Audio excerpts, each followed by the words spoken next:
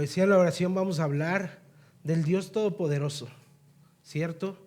El que siempre ha sido. Es algo que en realidad no podemos entender.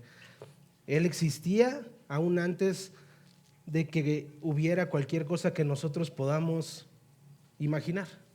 Eso es algo muy grande y que en realidad es difícil de comprender para el hombre.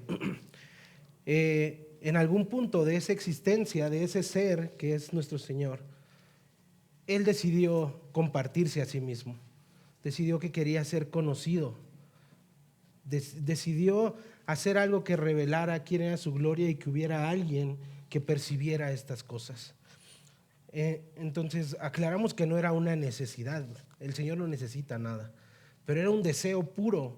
Es algo que tampoco podemos entender, un deseo 100% puro de decir, quiero hacer esto y tengo la capacidad de hacerlo. La creación solamente es posible en la toda potencia y sapiencia de nuestro Señor. Imagínense eso, ¿no? Quiero ser conocido, voy a formar un universo. Y en ese universo voy a poner a una criatura especial que va a poder entender ese universo y que va a poder percibirme a través de esa creación. Es algo que pues nosotros no podemos decir, aunque yo quisiera decir ahorita me quiero estar comiendo unos taquitos, tendría que yo preparar o pagar por tenerlos. O sea, esta idea es algo inmensa. Pero Él quería ser conocido. Él decidió hacer todo lo que conocemos. Decidió hacernos a nosotros mismos. Como lo dice Romanos 1:20, porque desde la creación del mundo, sus atributos invisibles, su eterno poder y divinidad se han visto con toda claridad, siendo entendidos por medio de ¿qué? De lo creado, de manera que ellos no tienen excusa. ¿Quiénes no tenemos excusa de conocer a Dios? El hombre, aquella criatura que había sido diseñada para percibir todas estas cosas. Y en esta creación, ¿qué criatura fue la corona? ¿Qué fue lo último? El ser humano, ¿verdad? Podemos ver que fue lo último puesto ahí. Y dice algo muy especial, que esa criatura fue hecha ¿a qué? Imagen y semejanza. Esto genera una relación muy especial de Dios con esta criatura, ¿no? Con nosotros. Es especial. Podemos ver cómo los animales reflejan al Señor, algunos atributos de Él. Si pensamos en un león, ¿no? Como Él mismo se atribuye la fortaleza, es imponente, pero el león no entiende que está reflejando eso del Señor. Sin en cambio nosotros sí podemos entender más allá y podemos decidir o no reflejar esto. Entonces, además de esto, nosotros teníamos esta labor en la humanidad, sojuzgar toda la creación y todo cuanto Dios había puesto en ella. Esta criatura tenía una labor, un servicio que realizar, debía trabajar la tierra y cuidarla. Entonces, a lo largo de nuestro texto del día de hoy podremos ver cómo el sacerdocio trata de servir, un servicio, ¿ok? Esto es importante. Toda esta narrativa del Génesis nos muestra un tipo de sacerdocio en Adán y una pregunta muy natural podría ser, ¿y por qué no hacía Adán sacrificios? ¿Qué me contestarían a ello? Por lo menos en lo que vemos de Génesis. Aún no había pecado, no era necesario, no había deuda con el Dios del universo. Entonces, por eso no vemos a Adán en ese lugar sacrificando animales. Pues ¿para qué? Si tengo comunión cara a cara con el Señor, si puedo charlar con Él, si Él me habla y yo le hablo y estamos en una comunión perfecta. No necesito que haya vidas de por medio para poder acercarme a Él, ¿cierto? Entonces, esta labor que se debía realizar, pues era una herencia para toda la humanidad. Como creyentes es importante que entendamos y hagamos puentes entre todo esto. ¿En qué momento de la historia estamos echándonos ese clavado en la palabra del Señor? Y ahorita estamos viendo un momento muy especial, ¿no? Una nueva propuesta que el Señor tiene. Entonces tenemos que como creyentes empezar a hacer esos puentes de qué está pasando, de qué si Dios de verdad ha cambiado tanto o por qué está haciendo otras cosas. Desde el Edén, Dios ha llamado a la humanidad a representarlo y a servirle. Y por Por eso el título de nuestro sermón, o he puesto el título, y se llama nuestro sermón es Real Sacerdocio, el llamado de Dios a los suyos. ¿Ok? Si bien en este momento de la historia del pueblo de Israel, que el Señor ha decidido hacer un llamado muy específico a personas específicas para servirle en el templo, en el tabernáculo, tenemos que ver que esta labor no era ajena ya al pueblo, ¿cierto? Entonces, no es algo que el pueblo desconocía. Lo podemos ver en diferentes puntos del Génesis. Voy a dar algunas citas y algunos personajes, no es necesario que vayan ahí, pero si gustan anotar las citas. En Génesis 8, 20, 21 podemos ver a Noé, que levantó un altar y ofreció holocausto. Abraham en Génesis 12, 8 también levantó un altar e invocó el nombre del Señor. Isaac en Génesis 26, 25 levantó un altar e invocó el nombre del Señor. Jacob en Génesis 31, 54 hizo un sacrificio en el monte e invitó a comer a otros de ese sacrificio. O Melquisedec, que ya lo vimos en otra serie, ¿no? Aquel rey sacerdote que recibió diezmo y bendijo a Abraham, y que dice la palabra que de ese linaje de sacerdotes vendría el Señor Jesucristo, ¿cierto? Eso ya lo habíamos estudiado también aquí en la iglesia. Entonces podemos ver que el sacerdocio, esta labor no es ajena, los sacrificios ya existían, y podemos ir hasta Adán y Eva cuando pecaron. ¿Qué hizo el Señor para cubrirlos? ¿De qué los cubrió? De pieles de animales. Entonces, ¿qué tuvo que sacrificarse en ese momento? Animales, ¿cierto? Entonces, podemos ver desde el inicio del pecado, de la historia del pecado en la humanidad, cómo ha tenido que haber muerte para cubrir el pecado, para cubrir la vergüenza que implica el pecado. Entonces, sin embargo, venimos viendo a lo largo de Éxodo y los capítulos que ya hemos estudiado, cómo el Señor está proponiendo una forma de retomar esa relación. Ya no es como con Adán, ¿cierto? Ya no es cara a cara. Ya no es, ven, vamos a charlar, vamos a hablar, ¿dónde estás? No. Entonces, ¿qué propone el Señor? ¿Qué está proponiendo? ¿Qué estamos estudiando? ¿Qué estamos estudiando? ¿Qué hemos venido estudiando? Éxodo. ¿Y qué vemos en el Éxodo? Después de que ya salieron y demás, ¿qué está proponiendo el Señor? ¿Qué les está pidiendo el Señor? Ok, el tabernáculo. Estamos viendo cómo el Señor propone ahora un tabernáculo donde va a habitar la presencia del Señor. Ya no es, ya hay un velo, ¿cierto? Lo hemos visto, hay un lugar santísimo. Y hay una remembranza, hay una similitud. Así como en la creación primero Dios hizo todo y luego puso al hombre para que sojuzgara la tierra y todo lo que había en ella, podemos verlo en estas peticiones que hace el Señor. ¿Qué es lo primero que pide que hagan? ¿O cuáles son las primeras instrucciones que ya vimos? El tabernáculo. Primero establece el lugar donde va a habitar. Y luego al final, que ya estamos viendo que ya dio todas las instrucciones de cómo se va a crear o generar el tabernáculo, entonces venimos a este lugar donde llama a Aarón y a sus hijos. Y una vez más llama a la humanidad a servirle en su presencia para que haya una conexión.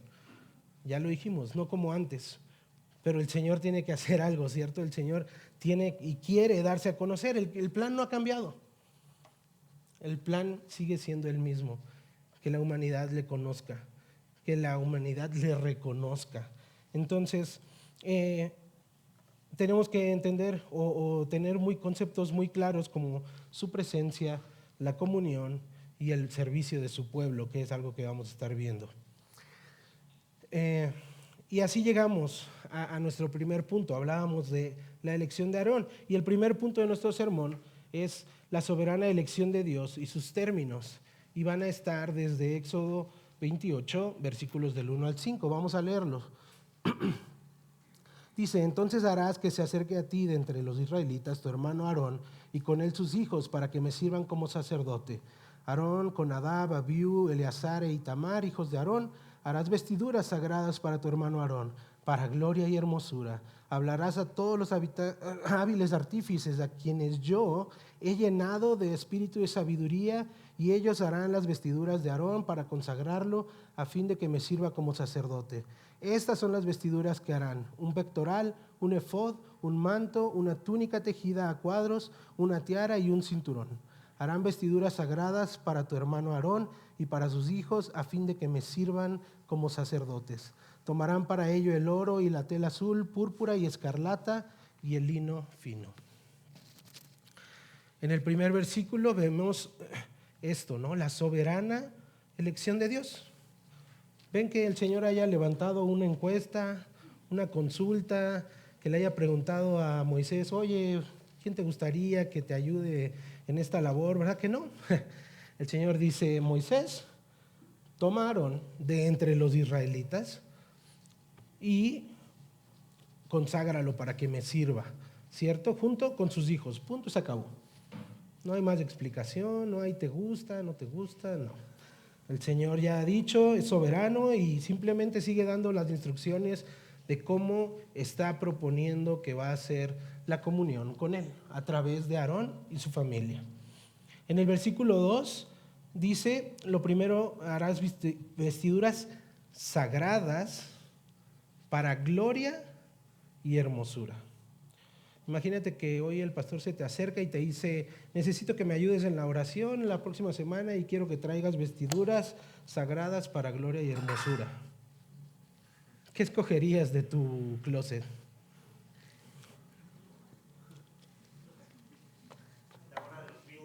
La gorra de los Bills. Es algo muy especial, ¿cierto?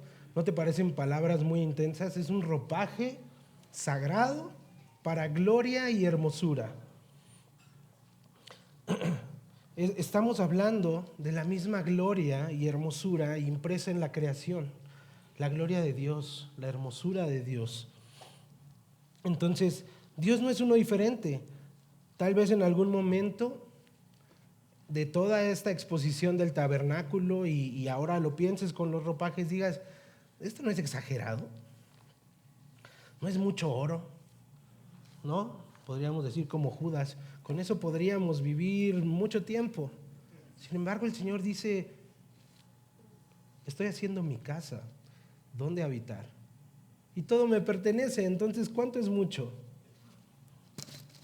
¿Cuánto podrías designar para el lugar donde voy a habitar y voy a estar en comunión contigo? No es ostentoso, simplemente es un reflejo de quién es Él. Muchos dicen: ¿cómo es posible que no haya vidas en otros planetas si el universo es tan grande y nosotros tan pequeños? Porque el universo no habla de nosotros, el universo habla de quién es Dios. Y a veces nos olvidamos de estas cosas y a veces queremos ver, mucho oro, mucho, bueno, pues ya qué, ¿no? Pero es el Señor el que se está revelando. Entonces, todo obedece a eso, el oro, ¿no? Ahorita vamos a ver cómo hay mucho oro, el sacerdote va a traer mucho oro sobre sí. Pero no es para él, ¿cierto? Es para revelar a quién está sirviendo. En el versículo 3, el Señor indica quién va a hacer estas vestiduras. Y dice: hábiles artífices. Entonces llamaría acá a los top diseñadores. Y el Señor también los ha escogido a ellos también. Si se pueden dar cuenta, ahí en el versículo 3 pueden ver que el Señor los ha llenado. ¿De qué? ¿Qué dice ahí? Espíritu de sabiduría. O sea, no son cualquier artesano, son gente que el Señor ha habilitado desde su espíritu y les ha dado sabiduría. Entonces, estas piezas que van a hacer no son cualquier cosa, no son cualquier prendita, son la prenda, ¿cierto? La prenda que no tenemos en nuestro closet para presentarnos ante el Señor. Entonces, este es el objetivo de las prendas, el objetivo general, que desde que alguien las vea, el Señor sabía que había pueblos que iban a ver, iban a estar presentes, tal vez viendo las ceremonias del pueblo de Israel, y esto era un mensaje claro. Mira la grandeza del Dios al que sirven. ¿Sí? Y luego, bueno, en el versículo 4 sencillamente nos enlista las prendas que va a usar. Son 6 prendas en total, que son el pectoral, el efod, el manto, la túnica tejida a cuadros, una tiara y un cinturón. Estas prendas serán la marca visible de que Aarón y su familia fueron escogidos para servir al Señor, las cuales vamos a ver a detalle en nuestro siguiente punto, pero nos podemos dar cuenta que no es una simple vestimenta, es un atuendo que corresponde a lo que ya hemos visto en los capítulos anteriores, que representa a Dios, al Dios creador del universo. Y por último, en esta sección podemos ver el versículo 5, que son los materiales que van a utilizar, que ya hablamos, ¿no? No son cualquier cosa, ya nos los ha dicho el pastor, no son... no reflejan austeridad, ¿no? Son telas caras, púrpura, escarlata, azul. En esa época no había lo que conocemos, ¿no? Ahorita todos traemos colores diversos, había que teñir las telas y eso significaba poder o riqueza. Entonces, estos colores no eran cualquier color, como ay, bueno, yo voy por un azul marino y un azul bien fuerte y, ay, mira esa playera morada. No, en ese entonces era muy diferente y representaban cosas. Entonces, son cosas que ¿de dónde se habían tomado? ¿De dónde tenía estos materiales el pueblo? De Egipto, de su salida, de cómo el Señor, ya nos lo ha dicho el pastor, había dado todo esto como botín a los hebreos sin haber hecho nada por él. Entonces, y ahora el Señor dice, tráelo a mí y vamos a hacer estas prendas.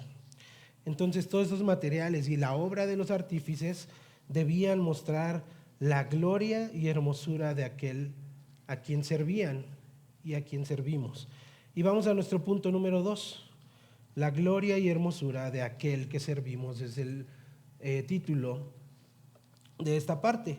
Y va desde los versículos 6 hasta el 35 y los vamos a ir leyendo por partes, porque si lo leemos de un solo jalón, yo me muero y tampoco nos va a servir de mucho. Entonces vamos a irlo leyendo poco a poco y vamos a ver simplemente la descripción a detalle de las vestiduras que corresponden al sumo sacerdote. Pero no solo nos quedaremos en los detalles, podríamos pasarnos toda la tarde hablando de las cadenitas y de cómo se juntan, pero hay algo más allá que el Señor quiere que veamos. Entonces vamos a ver esta parte y vamos a empezar con la parte del efod. Vamos a leer versículos del 6 al 14. Dice, harán también el efod de oro, de tela azul, púrpura y escarlata y de lino fino torcido, obra de hábil artífice. Tendrá 2 hombreras que se junten a sus 2 extremos para que se puedan unir. El cinto hábilmente tejido que estará sobre él será de la misma obra, del mismo material, de oro, de tela azul, púrpura y escarlata y de lino fino torcido. Tomarás 2 piedras de ónice y grabarás en ellas los nombres de los hijos de Israel, 6 de los nombres en una piedra y los 6 nombres restantes en la otra piedra, según el orden de su nacimiento. Así como un joyero graba un sello, tú grabarás las 2 piedras con los nombres de los hijos de Israel, las engastarás en filigrana de oro, pondrás las 2 piedras en las hombreras del efod como piedras memoriales para los hijos de Israel, y Aarón llevará sus nombres delante del Señor sobre sus 2 hombros por memorial. Harás engastes de filigrana de oro y 2 cadenillas de oro puro, los harás en forma de cordones trenzados y pondrás las cadenillas trenzadas en los engastes de filigrana. Podríamos considerar el efod como una parte central, ¿no? Sobre él van a ir sostenidas algunas de las otras piezas de toda esta vestidura. Entonces, es la parte que va a sostener y nos habla de 2 hombreras, o que es un estilo de hombreras, va a ir sostenido desde los hombros y dice que va a haber 2 piedras de ónice, ¿cierto? Estas 2 piedras justo van a estar sobre los hombros y ahí es donde se va a, digamos, abrochar. Entonces se lo pone como un peto y luego lo cierra por estos broches, donde ¿qué hay? ¿Qué nos dice que hay? Versículo 12. Vayan ahí. ¿Qué es lo que está grabado en estas piedras de ónice? Los nombres de Israel, de las 12 tribus, ¿no? De los 12 patriarcas. 6 de un lado, 6 del otro, según el orden de su nacimiento.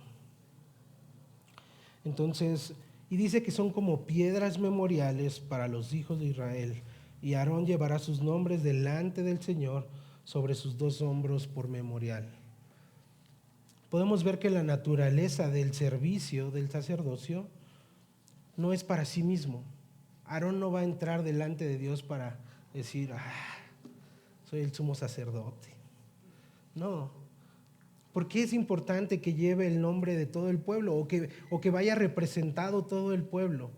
Porque esa es la labor del sacerdote. Va a representar, va a ser un mediador entre el Dios,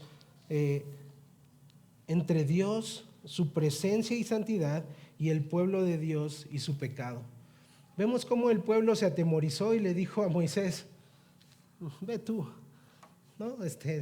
Aquí te esperamos, ¿no? O sea, la presencia de Dios es algo que simplemente el hombre no soporta. Un hombre natural no está listo para estar delante de la presencia de Dios.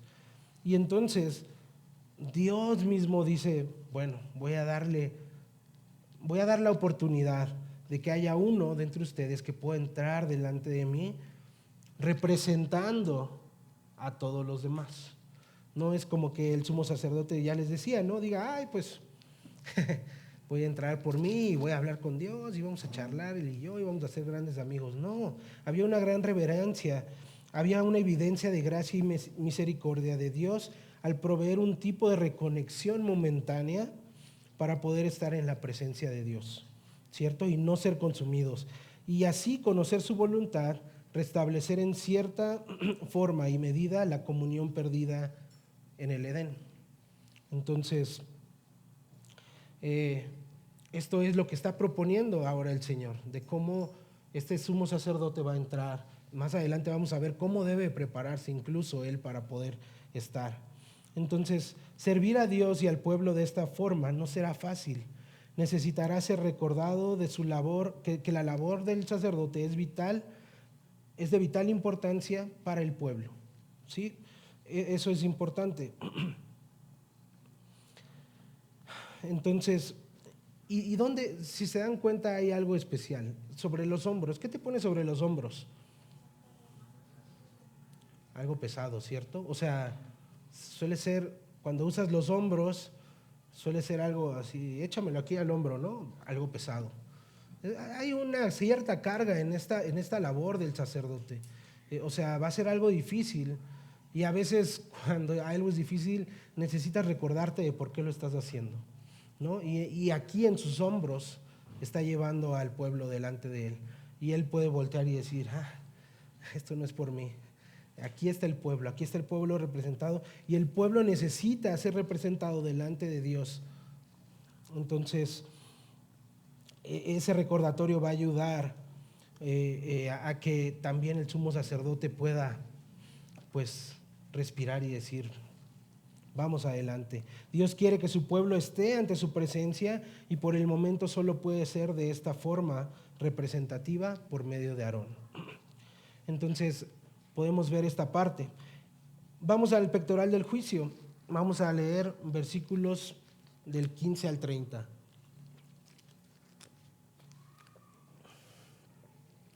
Dice, harás el pectoral del juicio, obra de hábil artífice.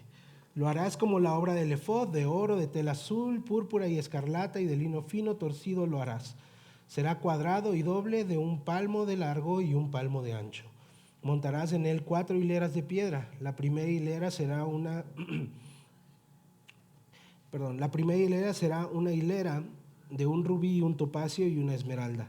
La segunda hilera, una turquesa, un zafiro y un diamante. La tercera hilera, un jacinto, un ágata y una amatista. Y la cuarta hilera, un berilo, un ónice y un jaspe. Todas estarán engastadas en filigrana de oro. Las piedras serán 12 según los nombres de los hijos de Israel, conforme a sus nombres. Serán como las grabaduras de un sello, cada uno según su nombre, para las 12 tribus. Harás en el pectoral cadenillas de oro puro en forma de cordones trenzados. Harás también en el pectoral 2 anillos de oro y colocarás los 2 anillos en los 2 extremos del pectoral. Pondrás los 2 cordones de oro en los 2 anillos en los extremos del pectoral y colocarás los otros 2 extremos de los 2 cordones en los engastes de filigrana y los fijarás en las hombreras del efod en su parte delantera. Harás otros 2 anillos de oro y los pondrás en los 2 extremos del pectoral, en el borde que da al lado interior del efod. También harás otros 2 anillos de oro y los pondrás en la parte inferior de las 2 hombreras del efod, en la parte delantera, cerca de su unión sobre el cinto tejido del efod. Atarán el pectoral por sus anillos a los 2 anillos del efod con un cordón azul para que esté sobre el cinto tejido del efod y para que el pectoral no se desprenda del efod. Aarón llevará los nombres de los israelitas de Israel en el pectoral del juicio sobre su corazón cuando entre en el lugar santo, continuamente por memorial delante del Señor. Pondrás en el pectoral del juicio el Urim y el Tumim y estarán sobre el corazón de Aarón cuando entre a la presencia del Señor. Aarón llevará continuamente el juicio de los israelitas sobre su corazón delante del Señor. Podemos ver muchos detalles, ¿cierto? Cadenas, cómo se junta con el efod, estas 12 piedras que están, y ahora es una piedra por tribu, ¿cierto? Cada uno tiene su propia piedra y volvemos a ver cómo el pueblo está presente. El pueblo de Israel está presente. Entonces, pero aquí, ¿qué diferencia hay? En el otro hablamos de los hombros. En este, ¿qué parte del corazón habla? Lo menciona varias veces. En estos versículos que leímos, ¿qué parte del corazón está involucrada? Ahí en su es pregunta. ¿Están despiertos? ¿Sobre qué? Sobre su corazón. Lo menciona 2 veces. Sobre su corazón. Entonces, vemos que ahora habla de otra parte, ¿no? Ya no es tanto una carga, sino esta parte de el corazón del sumo sacerdote. Entonces, el sumo sacerdote tiene que entender que tiene que sentir, no solamente hacer un trabajo, no solamente es esforzarse, sino tiene que entenderlo en su corazón, poderlo meditar en ello. ¿Sí? Entonces, perdón. ¿Ok? Sobre el corazón del sumo sacerdote va a estar esto y nos deja ver el servicio realizado no solo será esfuerzo, de desgaste para quien lo realice, sino también debía sentir en su corazón la necesidad de interceder por las faltas del pueblo. No solo es presentar al pueblo delante de un Dios santo y dejarlos a su suerte. O sea, el sumo sacerdote no entraba y decía, Señor, aquí está tu pueblo, y ya no hacía nada por él. El sumo sacerdote intercedía por el pueblo, ¿no? Entonces, esto era un servicio de misericordia. Había misericordia, o esta obra podría reflejarse en misericordia del sumo sacerdote. Podemos ver ¿qué es misericordia? ¿Alguien recuerda? ¿Alguien recuerda qué es la misericordia? ¿O cómo podríamos definirla un poquito? ¿Cómo? Compasivos. En algunos libros he leído que es la miseria, sentir la miseria de otro en el corazón, ¿no? O sea, poder sentir la miseria de cualquiera de nosotros, o sea, de alguien más,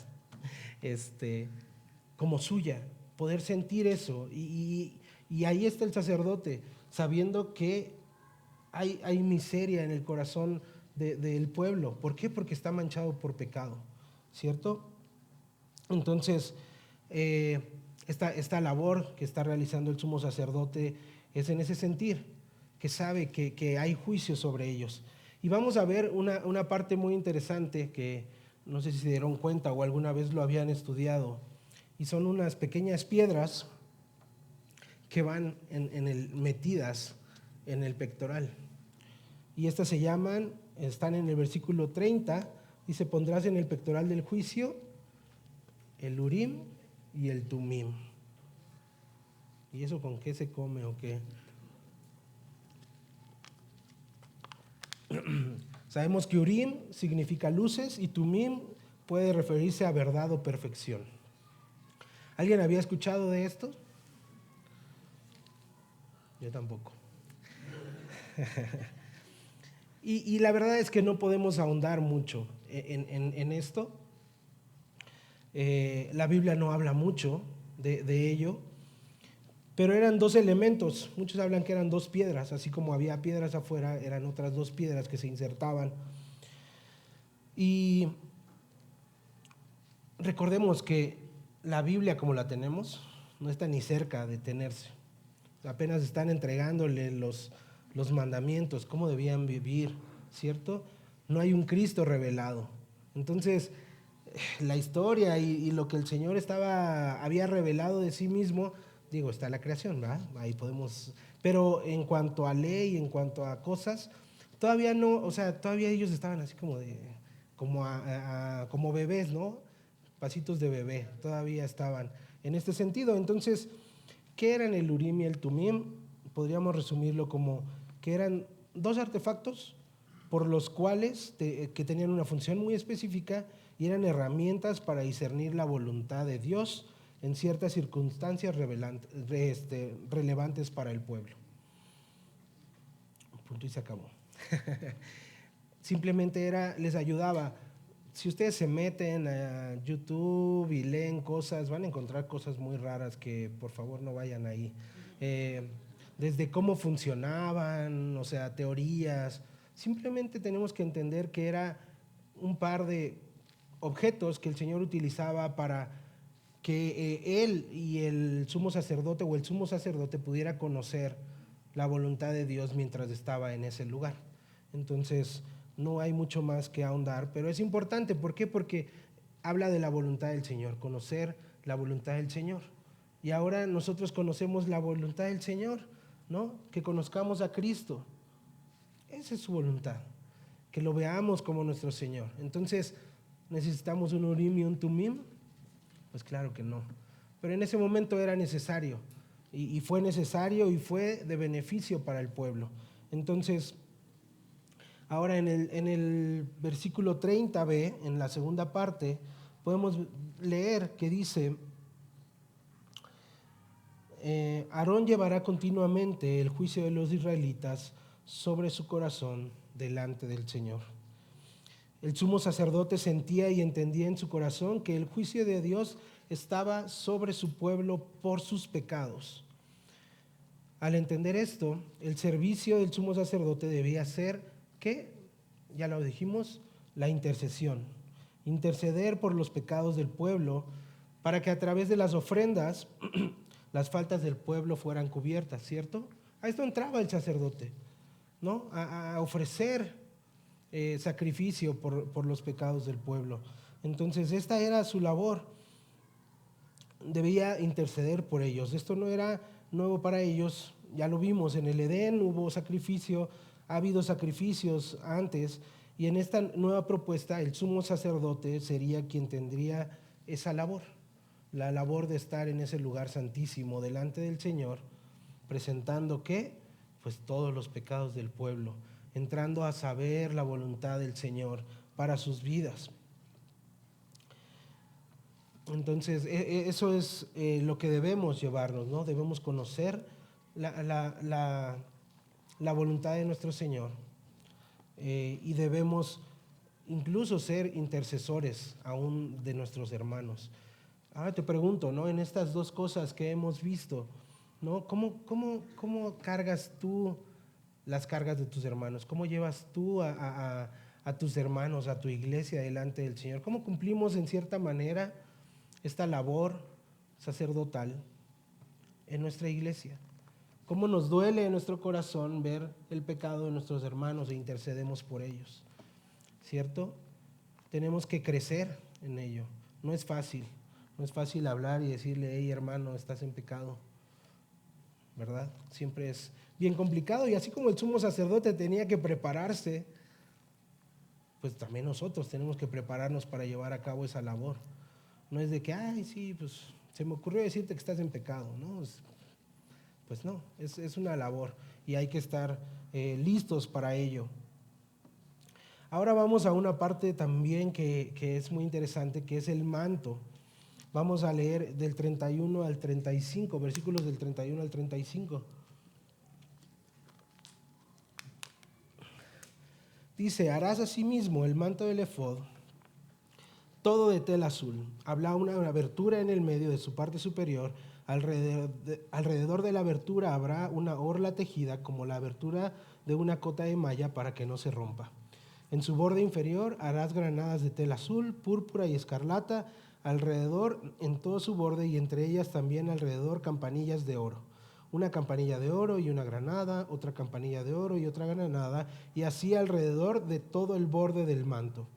Estará sobre Aarón cuando ministre, y el tintineo se oirá cuando entre en el lugar santo delante del Señor y cuando salga, para que no muera. Tenemos que entender que el sumo sacerdote se estaba jugando la vida cada vez que entraba delante de la presencia del Señor. No era cosa menor. Imagínense que les dijeran, chicos de alabanza, si ustedes no hacen bien su servicio, pues se van a morir ahí arriba.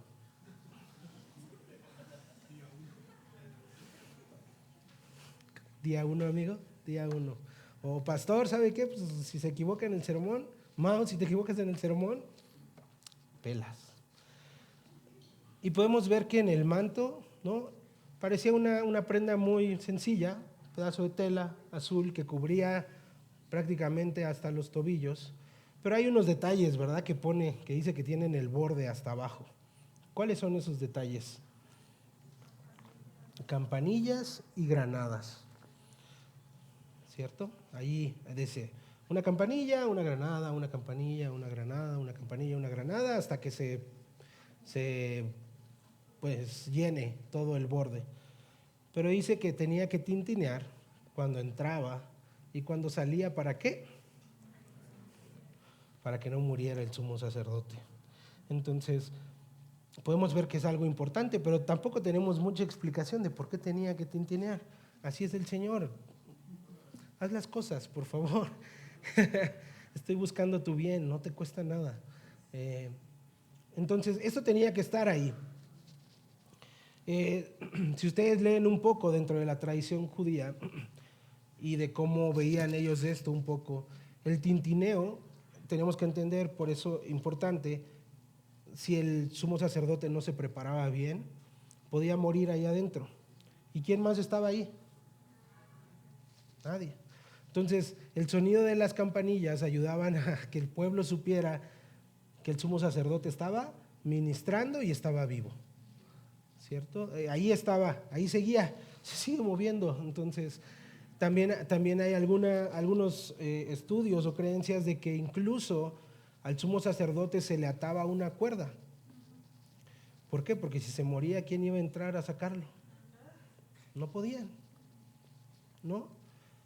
Simplemente no podía entrar nadie ahí más que el sumo sacerdote. Entonces, implicaba que tenía que haber vida, y entonces si se dejaban de escuchar las campanillas, algo malo había pasado ahí adentro. Bueno, algo no malo, pues bueno, lo había hecho el Señor, pero simplemente el sumo sacerdote ya no estaba vivo.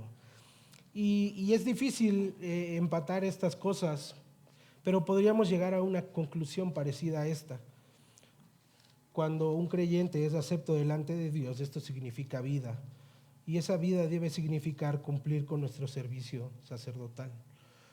Mientras tú seas acepto delante del Señor, Él te otorga vida. Y esa vida debe verse reflejada en un servicio. Ya lo vimos, estamos llamados a servir. Y no te estoy diciendo necesariamente que te metas a otros 3 ministerios en este momento. No, donde estés, en lo que el Señor te haya puesto, hay una labor, hay que mostrar quién es el Señor. Entonces, esta parte es importante. cómo vamos a mostrar al Señor. Y vamos a pasar al tercer punto, que es el sello. El título es la santidad, el sello del real sacerdocio. No hay algo más que selle a alguien que sea santo. ¿Por qué? Porque el Señor te aparta, ¿cierto? Sabemos que santo es apartado para. Y entonces vamos a leer versículos 36 al 43 y dice: harás también una lámina de oro puro y grabarás en ella como las grabaduras de un sello, santidad al Señor. La fijarás en un cordón azul y estará sobre la tiara, estará en la parte delantera de la tiara y estará sobre la frente de Aarón. Y Aarón quitará la iniquidad de las cosas sagradas que los israelitas consagren en todas sus ofrendas santas. La lámina estará siempre sobre su frente para que sean aceptas delante del Señor. Tejerás cuadros de túnica de lino fino y harás una tiara de lino fino. Harás también un cinturón, obra de un tejedor. Para los hijos de Aarón harás túnicas, también les harás cinturones y les harás mitras para gloria y hermosura. Y vestirás con ellos a tu hermano Aarón y a sus hijos con él. Los ungirás y ordenarás y consagrarás para que me sirvan como sacerdotes. Les darás calzoncillos de lino para cubrir su desnudez. Llegarán desde los lomos hasta los muslos, y Aarón y sus hijos los llevarán puestos cuando entren en la tienda de reunión o cuando se acerquen al altar para ministrar en el lugar santo, para que no incurran en culpa y mueran. Será estatuto perpetuo para él y para su descendencia después de él.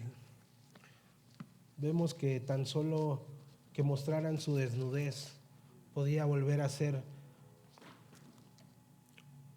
resultar en la muerte de cualquiera de ellos, ¿no?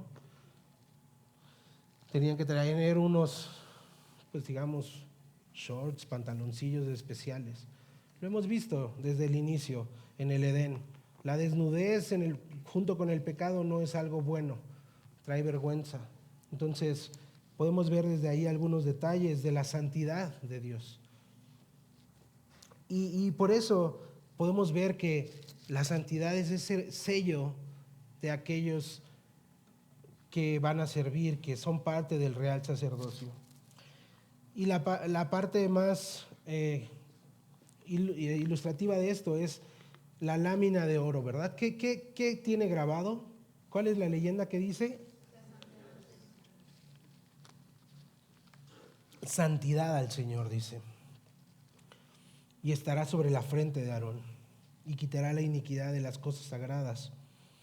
Todo lo que ellos iban a entregar, y dice que si eso no estaba sobre su frente, pues, pero no está hablando de la lámina, ¿verdad? Está hablando de la santidad del Señor, que es el único atributo que leemos, que se lee triple, ¿cierto? El Señor es santo, santo, santo.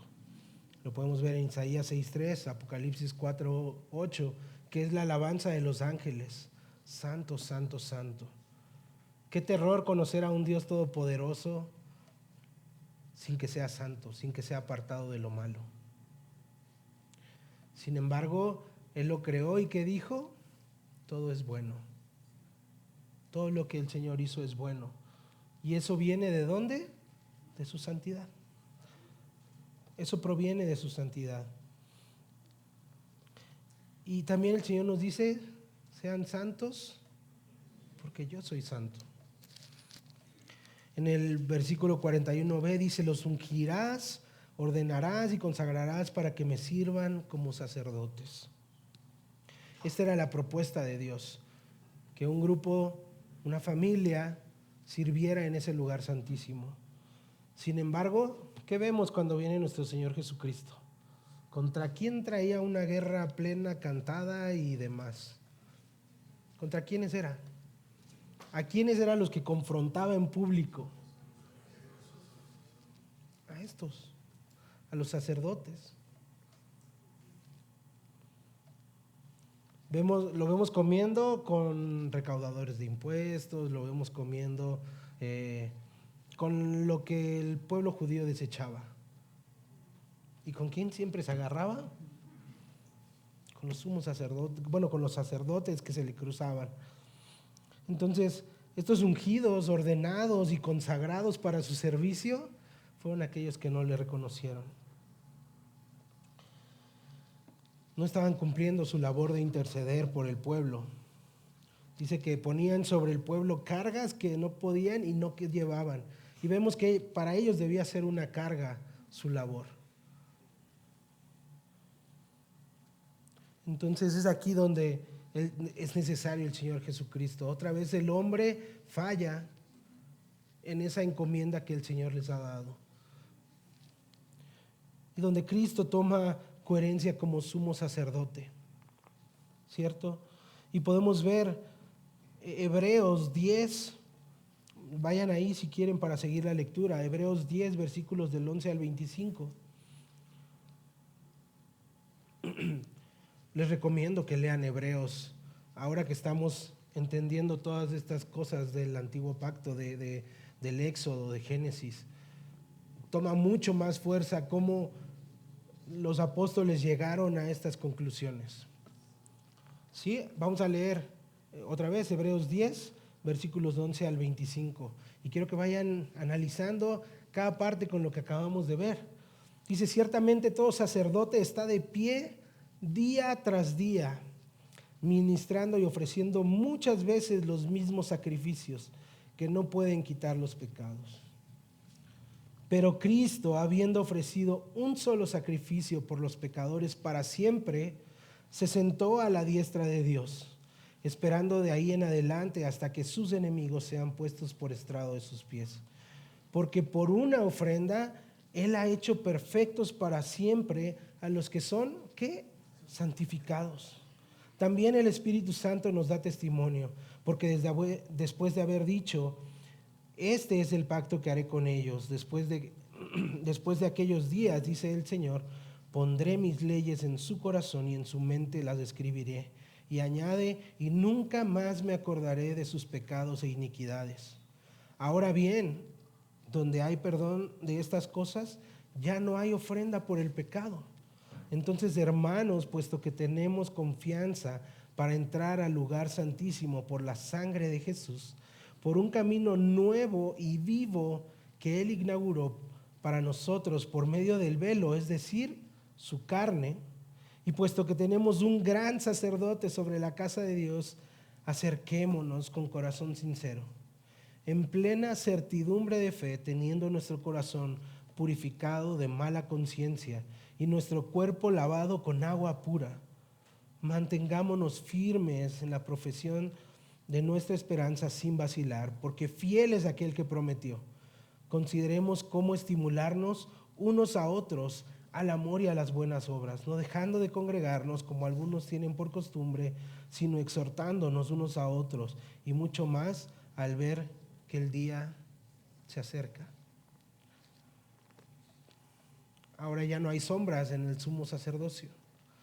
Es Cristo revelado como aquel que ha completado la obra de aquellos que fallaron.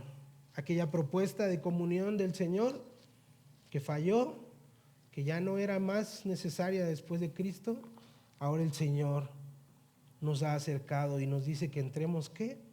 Confiadamente delante de Él, que tenemos acceso a Él, que Él abrió el velo que fue su carne.